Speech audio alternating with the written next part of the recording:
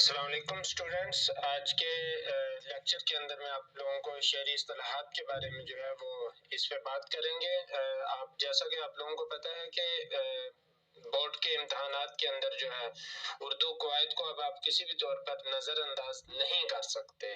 اس کی وجہ بہت جو ہے وہ کلیئر آپ لوگوں کے سامنے جو ہے وہ آ چکی ہے کہ 23 نمبر جو ہے وہ اردو قواعد میں سے آئیں گے، 15 ایم سی کیو جو ہیں وہ مکمل کے مکمل قواعد میں سے آئیں گے۔ اس کے علاوہ 8 نمبر جو ہے وہ حصہ انشائیہ کے اندر اردو قواعد میں سے ہوں گے۔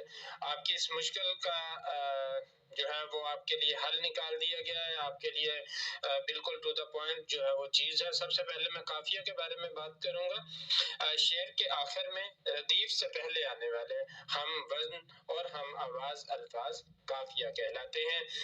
مثال دیکھیے، دلے ناداں تجھے ہوا کیا ہے، آخر اس درد کی دوا کیا ہے۔ ڈیئر اسٹوڈنٹس، اس میں ہوا اور دوا جو ہے یہ قافیہ الفاظ ہیں۔ قافیہ سے متعلق سوالات جو آپ سے امتحان میں پوچھے جا سکتے ہیں۔ قافیہ لفظ کف سے ہے۔ قافیہ کے لفظ معنی پیروی کرنے اور پیچھے آنے والے کے ہیں۔ قافیہ عربی زبان کا لفظ ہے۔ قافیہ کی جمع قوافی ہے۔ یہ تمام سوالات نظر انداز نہ کیجیے گا، یہ تمام سوالات آپ سے امتحان میں پوچھے جائیں گے۔ ردیف اور نظم یا غزل کے اشعار کے آخر میں آنے والے ایک جیسے الفاظ ردیف کہلاتے ہیں۔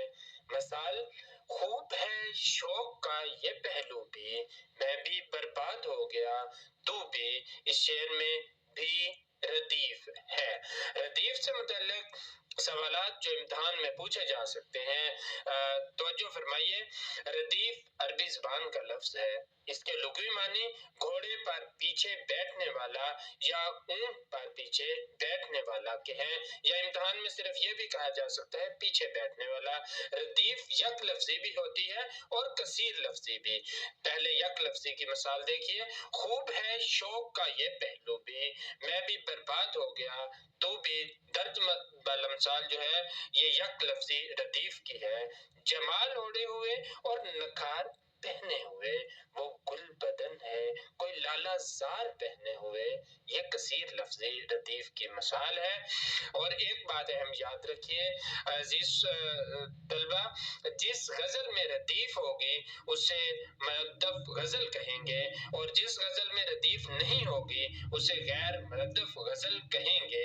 سوال آپ سے پیپر میں پوچھا جا سکتا ہے، کیا غزل ردیف کے بغیر ہو سکتی ہے؟ تو جی، غزل جو ہے وہ ردیف کے بغیر ہو سکتی ہے۔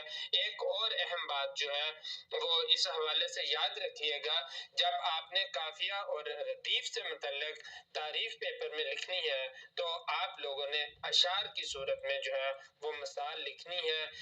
اگر آپ نثر کے انداز میں ہم آواز الفاظ یا کوئی ایک جیسے الفاظ خود سے لکھ دیتے ہیں تو یہ آپ کی مثال جو ہے وہ درست نہیں ہوگی۔ مزید مطلع اور مقطع کے لیے جو ہے وہ میں نیکسٹ ویڈیو کے اندر آپ کے ساتھ وہ بھی شیئر کر رہا ہوں۔